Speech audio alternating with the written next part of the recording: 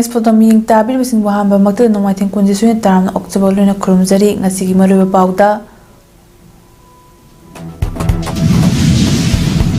Hojik Oliba Manipuri Masi, Yang Luragadi Hena, Kudong Chadabaka, Mayong Napayabagi Nunang Fawi Haina, social activists and I am an Afumbukre. The Park Road Lishingam Gachama Chang Saga City Gas Distribution Project among us Prime Minister Narendra Modi na Ureyum Tankre. Lorena Pakistan ki Khyber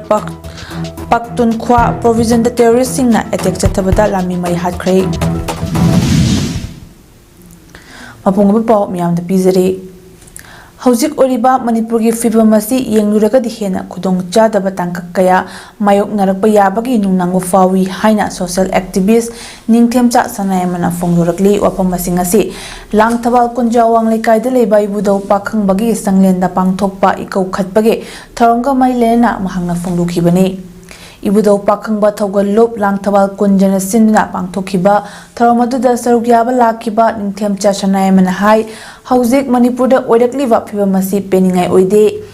lan haurakhiba chahi ani hen basida nangkiba wana misi mina amadi ngasi fawba mayumda hanjinba ngamdana leiriba miyam sing ngasi yengluraga di hojik oriba phibamasida hena kudong chada bakaya mayok narakhigani haibagi nungnang fawi masi pumnama mayok nagi hairabadi Manipur da khundaminariba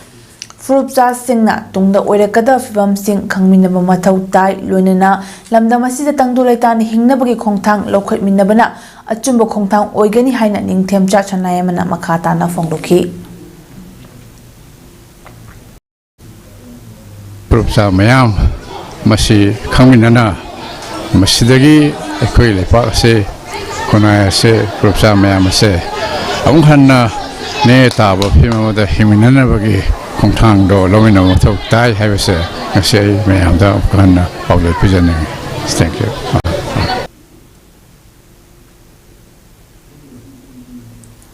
Nakalamuramda Thoromadoga Mailena Ibudau Pakhang Bathogal Lop Langthabal Kunjawang Lekagi General Secretary Kaisam Ragumani Nahai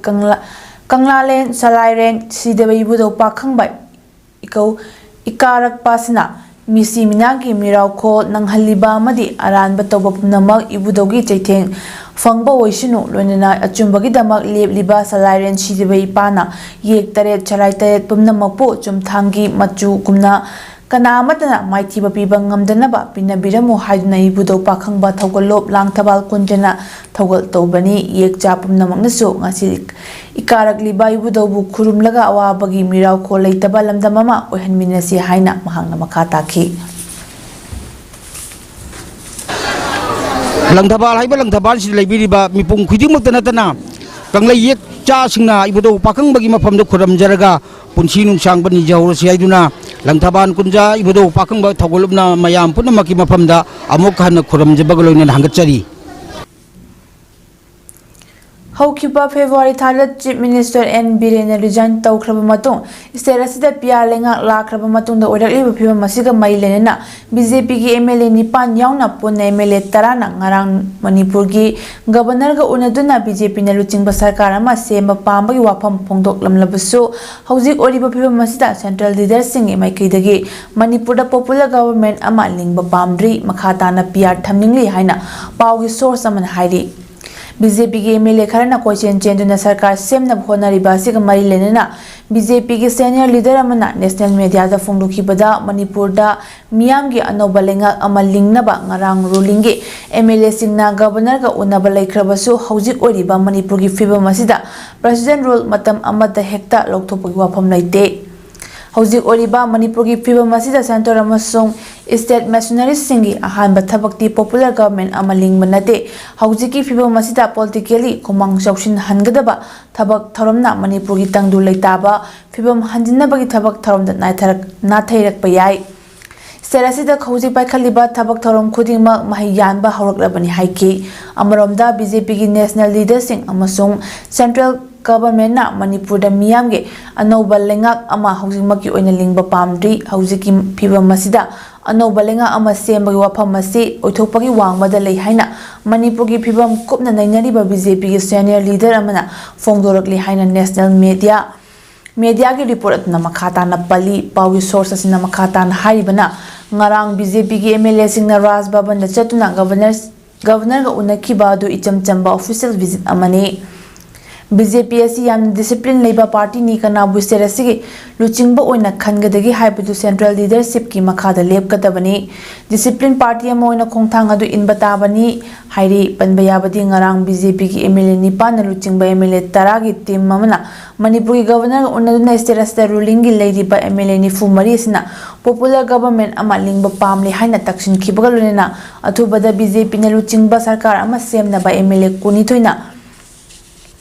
sign tauba Gerald amasu pisinduna taksilam kibani atopa power source aman hairibana hojik Manipur gi ching amasung tamani gi marakta punchinaba yabagi fibam amata leite leiriba MLA singi marakta khenaba leirabasu punna thabak tawminanabagi apamba amata leite makoi masel gi marakta thajanaba leite tampaki miyoi singna chingil masi yamna khudong thiba mafam amani haina lawi aduga chingi minasu tampaki mafam masi maduga chap manana lawi asigumba fiba masida sarkar ama lingba haibasi kangkhong chaigani maramaduna hojik oiriba fiba masida Manipur ki popular government ama lingba haibasi center na yaningdi hairi State governor ki wahai amana loishinba yaba irang asibo inquiry committee semli haidna miyamna tapa pamdaba paukhum pidna leirabadi miyamna go ve governor hayak loidabagi maram laiti haina Communist Party of India CPI Manipur State Council ke secretary oina nauna khankraba comrade athopam nabachandrana phongdokre wapam asingasi rup mahal teng daliba irawat bhavan da pangthokiba pawgi mifam amada phongdokhibani party asigi nauna khallaba secretary assistant secretary amadi executive member kayauna pangthokhiba mifam adu athopam nabachandrana makha taraduna lamdam asida thorokliba chayani helaba irangasi BJP ki MLA singna loshinba ngamdrabasu president rule ni makhada state asibo yengsiliba governor Ajay Kumar Bhalana irangasi loshin laklakani haina sa tawnari ngai chirakta irangasi ki anova chapter ama hangbogom Manipur ki integrity amadi praja miyam da chawna singnaba mong da satharakliba thong sing miyam namadi party asna kaidong nangak piroi amadi Manipur ki integrity da singnarak pahaibasi Manipur asi Indian territory gi integral part ama oiba maramna India ki integrity dasu singnabane adubu state asida president rule leirabasu governor na union home minister Amit Shah ge order yaudna thabak tawba ngamdaba maramna karisu tawduna leiri masida natna governor gi wahai amna loshinba yaba democracy chatpa leba amada ishorga pangkhak oina launariba praja miyam gi ihau namsinaba honarabadi miyamna gove governor hayak loidabagi maram leite amadi asigumba thawdo kaya sida MLA singna miyam gi interest fight tawbagi mahut condemn tawi haiba wahai khara na loshin kribasi Manipur tumlabasu high command gi athang ngaidna legadoribra haiba wafam singso phongdokhi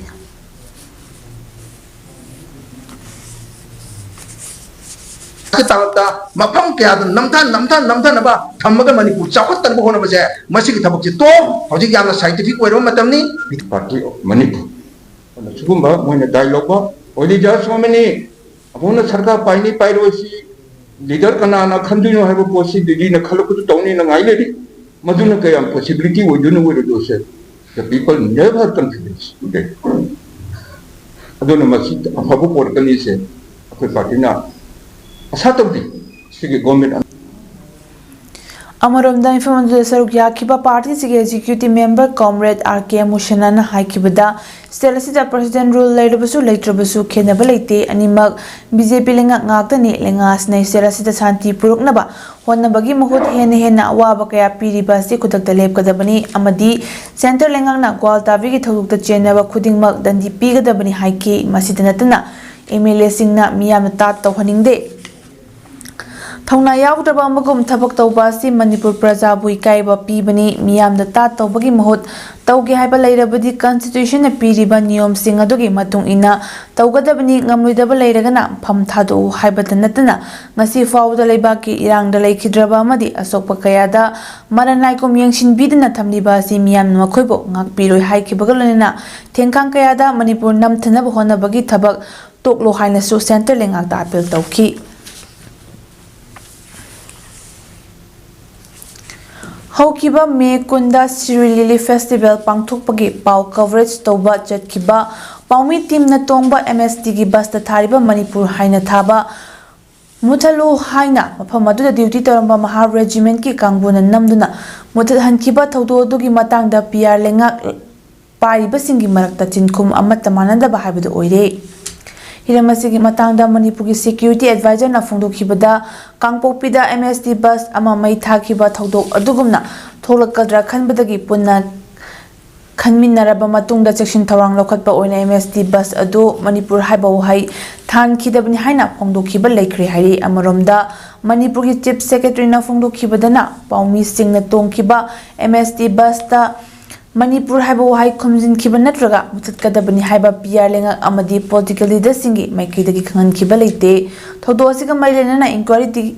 enquiry committee ꯁꯦꯝꯈ꯭ꯔꯦ, ꯃꯗꯨꯒꯤ report ꯑꯊꯨꯕ ꯃꯇꯝꯗ ꯂꯥꯛꯂꯒꯅꯤ, ꯆꯦꯟꯅꯕꯁꯤꯡ ꯆꯩꯔꯥꯛ ꯄꯤꯒꯅꯤ ꯑꯃꯗꯤ ꯃꯇꯨꯡꯗ ꯑꯁꯤꯒꯨꯝꯕ ꯊꯧꯗꯣꯛ ꯑꯃꯨꯛ ꯍꯟꯅ ꯊꯣꯛꯍꯜꯂꯣꯏ ꯍꯥꯏꯅ ꯐꯣꯡꯗꯣꯛꯈꯤꯕ ꯂꯩꯈ꯭ꯔꯦ꯫ ꯍꯤꯔꯝ ꯑꯁꯤꯒꯤ ꯃꯇꯥꯡꯗ ꯃꯅꯤꯄꯨꯔ ꯒꯚꯔꯅꯔꯅ ꯊꯌꯥꯏꯅꯅ ꯄꯥꯎꯈꯨꯝ ꯄꯤꯈꯤꯕꯅꯤ, ꯍꯥꯏꯕꯗꯤ ꯒꯥꯔꯤ ꯆꯠꯍꯜꯂꯣꯏ ꯍꯥꯏꯈꯤꯕ ꯂꯩꯇꯦ, ꯑꯗꯨꯕꯨ ꯏꯟꯇꯦꯂꯤꯖꯦꯟꯁꯇꯒꯤ ꯄꯥꯎ ꯈꯔ ꯐꯪꯕꯗꯒꯤ ꯐꯦꯁꯇꯤꯚꯦꯜ ꯑꯁꯤꯕꯨ ꯁꯣꯏꯗ ꯉꯥꯝꯗꯅ ꯄꯥꯡꯊꯣꯛꯅꯕ ꯆꯦꯛꯁꯤꯟ ꯊꯧꯔꯥꯡꯒꯤ ꯊꯕꯛꯁꯤꯡꯗꯤ ꯄꯥꯏꯈꯠꯅꯕ ꯈꯟꯅꯈꯤꯕ ꯂꯩ ꯍꯥꯏꯅ ꯐꯣꯡꯗꯣꯛꯈꯤꯕ ꯂꯩꯈ꯭ꯔꯦ꯫ ꯃꯗꯨꯅ ꯒ꯭ꯋꯥꯜꯇꯥꯕꯤ ꯊꯧꯗꯣꯛꯀꯤ ꯃꯇꯥꯡꯗ PR ꯂꯩꯉꯥꯛꯀꯤ ꯃꯀꯣꯛ ꯊꯣꯡꯕꯁꯤꯡꯅ ꯆꯤꯟꯈꯨꯝ ꯑꯃꯠꯇ ꯃꯥꯟꯅꯈꯤꯗꯕ ꯑꯁꯤ ꯂꯩꯉꯥꯛ ꯍꯧꯖꯤꯛ ꯑꯉꯛꯄ ꯑꯃ ꯍꯥꯏꯕꯗꯨ ꯑꯣꯏꯔꯤ꯫ ꯏꯃꯥ ꯍꯣꯁꯄꯤꯇꯥꯜ ꯃꯦꯅꯦꯖꯃꯦꯟꯠ ꯇꯤꯝꯅ ꯍꯣꯁꯄꯤꯇꯥꯜ ꯂꯤꯡꯈꯠꯂꯤꯕ ꯑꯁꯤ ꯍꯣꯁꯄꯤꯇꯥꯜ ꯑꯣꯏꯔꯕꯗꯤ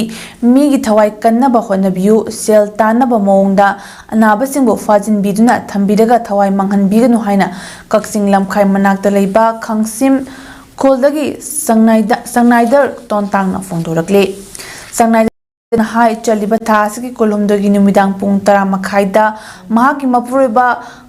ꯈꯝꯔꯟꯁꯦꯜ ꯇꯣꯟꯇꯥꯡ ꯆꯍꯤ 65 ꯊꯕꯥꯛ ꯅꯥꯔꯛꯄꯗꯒꯤ ꯀꯛꯆꯤꯡ ꯀꯩꯊꯦꯜꯗ ꯂꯩꯕ ꯏꯃꯥ ꯍꯣꯁꯄꯤꯇꯥꯜꯗ ꯈꯨꯗꯛꯇ ꯄꯨꯈꯠꯈꯤ꯫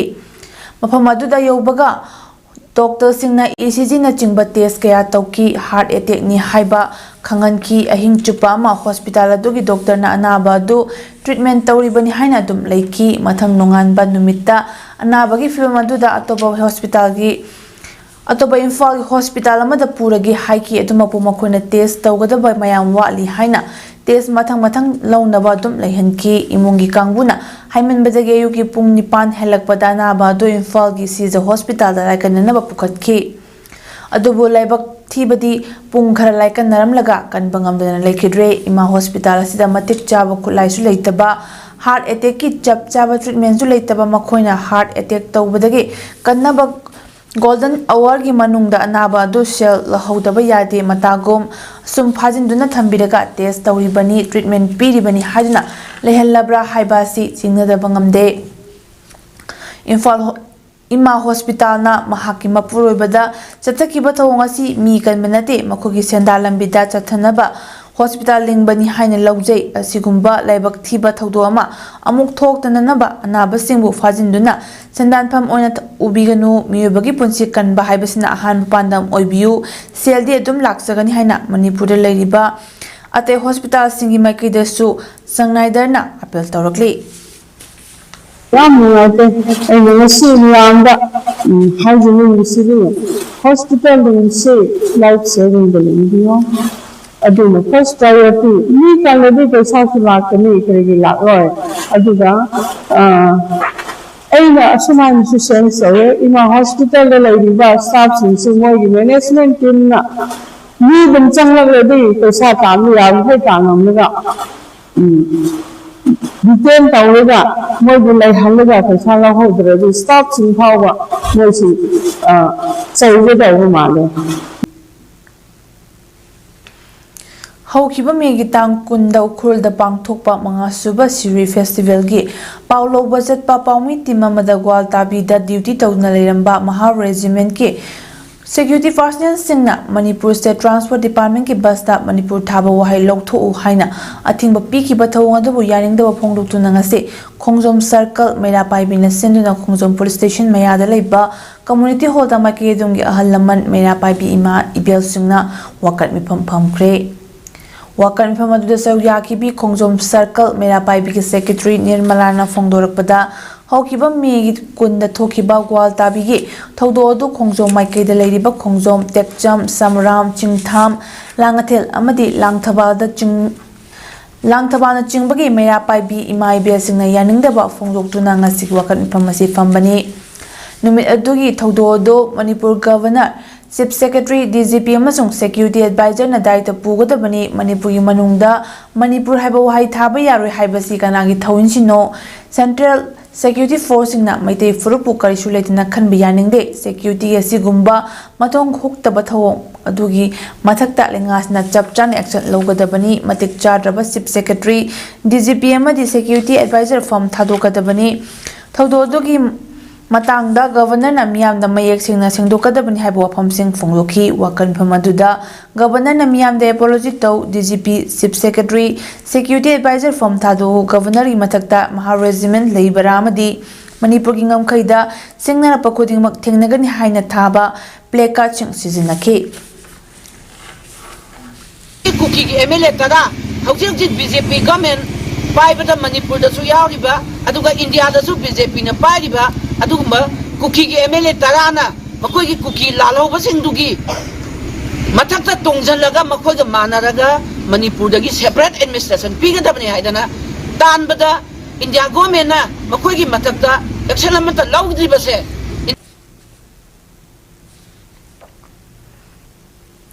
Sterasi ki chinga madi tampakin fam singda haukiwa numit kharani asida nong lepna chubadagi tural singi sing imai wangkalakpatagi ithai dam gi ching pathok tu na ising chele ithai dam gi get mangamak ising pathok leka chen bas na maram oiraga dam asi haujik alo phibam amada leiri hairi haujik dam asi gi oiriba phibam asida dam gi get ching hangdoktrabadi khutongcha da bakaya mayok na ba yabagi phibam da leire haukiwa me kontaret ki ayu angan bida leiramba barriers ke level asi meter Atret Humfumapan Dasmi Kuntrani Damgi Get Mangamak Ising Patok Tuna Chen Bidagi Ngasi Ayuk Pawbada Imayasi Mita Chatret Humfumapan Dasmi Yankai Mari Oiduna Hoki Papung Nifunipan Sida Ising Imay Akakum Tauduna Lady Damgi Sing Namaram Oiduna Upstream the Lady Bang Ayok Farm Sing Tumjinba Farm Giving Bankai Benising Bakaya Hujik Tokle Hari Ngarang Hindagi Hauna Manipur Pom Kayada Nong lep na chubadagi National Highway ani Imphal Mori lambi paringi ka wadagi chingjimai fawbagi lambi paring ising pungthum thumjin khibadagi miyam sa thuk chasin tawpada yam chauna awa mayokna re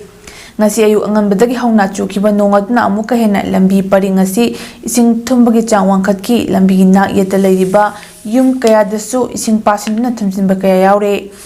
Hariba lambi paringasi ising thumjinbagi maramasi lambigi nak yeta leiriba nala sing ninthina sembidabadagi nong tarakpa matamda ising chenthokpham leitabadagi lambida chensilakpadagi yamna toina ising thumbagi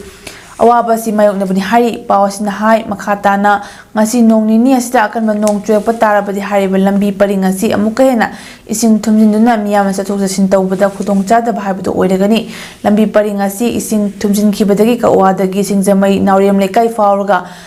Hauzik gari chathok chasin tawnari hairi Jiribam Forest Division na lamlaki sa uchek sing kanbaki thabak tharom sing mapung phana paikhali amadi Jiribam miyam na su Forest Department da sa uchek sing sinarakna mateng pangli handak nungsha maisa kalakpa amadi nongkan na chubana maram oiraga Jiribam ge Forest Department da yong ikai thibi slow loris ama amadi thama makhairom suraba keji anirom tamak lumba lamlaki ok wild boar piglet shoes scrofa amasong Forest Department da sinarakpadagi yong ikai thibi adudi Jiribam ki mafam chaba amada thadokre duga lamlaki ok wild boar piglet adudi ngasi Imphal gi iroi sembada leiba zoological garden da thamnaba Jiribam dagi pukre hairi Yung ikai thibi asi Jiribam gi lamlen khunda leirambadagi kamdam pokpidagi Naurem Kennedy sing kauba miyoi amana lamang naduna leirambadagi farm na puraklaga forest office ki staff sing da sinarakhi bani aduga wild boar piglet asina Jiribam gi dolakhal village dagi khunja sing na Chaudhrikhal forest ki staff sing da sinarakhi bani haire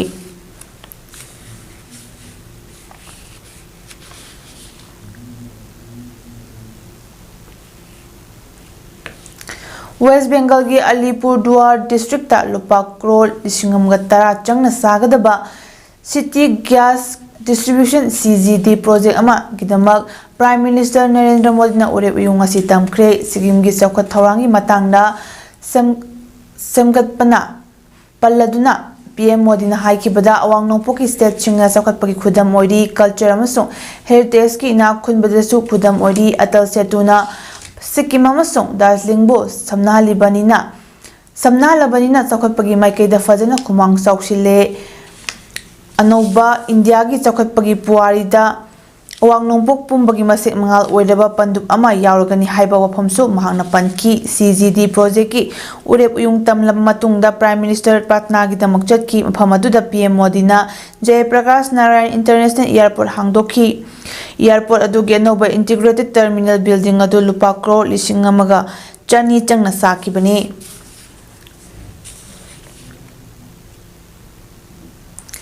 Pakistan ki Khyber Pakhtunkhwa province da terroristing na attack chathaduna lanmi mari hatkibada lanmi ki officer ma yaukre hairi Afghanistan ga Tainaba North Waziristan district ki Swal area da leiba security force check post ta terroristing na landa kibani adumoina mak thodo gi matangda army gi media cell da inter services public relation na di opam amata phongdok palaitri atopa thodo ambadana terrorist mari hatkre thodo na mushakhel district ta thokibani security force na hatkraba terrorist mariadu rara sam area da